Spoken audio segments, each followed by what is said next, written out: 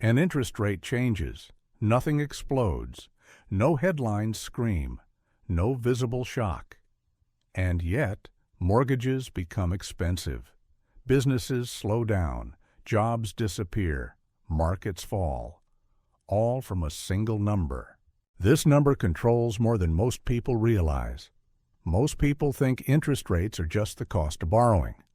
That's true, but incomplete. An interest rate is the price of money, not dollars, not coins, money itself. When money becomes expensive, less of it is used. When money becomes cheap, more of it floods the system. Central banks do not print most money. Banks create money through lending, but central banks control the conditions under which that lending happens. They adjust one lever, the interest rate. Raise it, borrowing slows down. Lower it, borrowing accelerates. This is how central banks influence inflation, growth, and unemployment. Not directly, but through incentives. When rates rise, borrowing becomes expensive.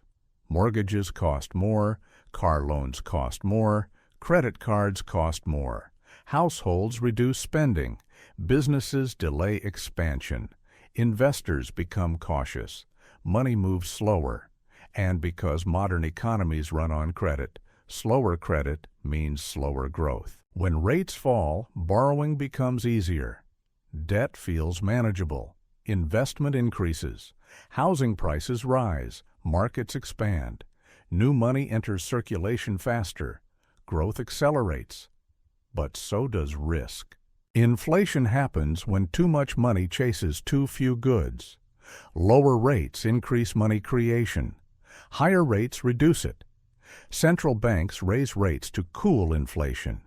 They lower rates to prevent collapse. Interest rates act like a thermostat for the entire economy. But thermostats are never perfect. Financial markets move before the real economy does. When investors expect rate hikes, stocks fall.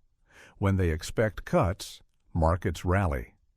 Because asset prices depend on future cash flows, and future cash flows depend on the cost of money. Interest rates determine how the future is valued. Governments borrow, corporations borrow, households borrow. When rates rise, debt becomes heavier. Not because the amount changed, but because servicing it costs more. Highly leveraged systems become fragile when rates increase. This is why rate hikes sometimes trigger crises. Interest rates are not just economic tools. They are instruments of stability. They influence inflation, employment, housing, markets, debt, all from one policy decision. No single number has more silent power.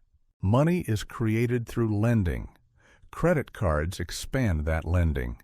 Interest rates determine how fast it grows and how violently it slows. In the next video, we'll explain what happens when debt becomes too large to sustain.